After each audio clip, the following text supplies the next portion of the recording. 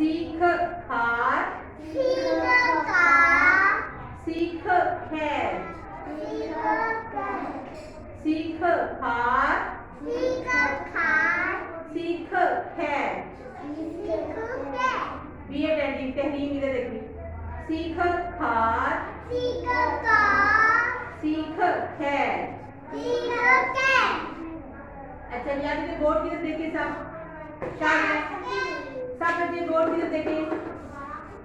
ये देखिए ये सी में लिखा हुआ है, क्या लिखा हुआ है? सी। सीख खैर, सीख खार। अब आपने फार नहीं बोलना, ठीक है? क्या बोलना है? सीख, सीख, सीख खैर, सीख खार। अच्छा आप देखिए, मैं आपको सी लिखना सिखाऊंगी कि आपने कैसे लिखना है। It's very easy. ये अगर आपने ए लिखना सीख लिया है, बी लिखना सीख लिया है, तो सी बहुत आसान है। ये स्मॉल सी हमने लिखना है, तो ये दो डॉट लगाएंगे, इन दरमियान में भी दो लगेंगे, ठीक है? एक डॉट इधर लगाएंगे, एक इधर, और ये सेमी सर्कल इसका बना देंगे। ये क्या बन जाएगा? सी।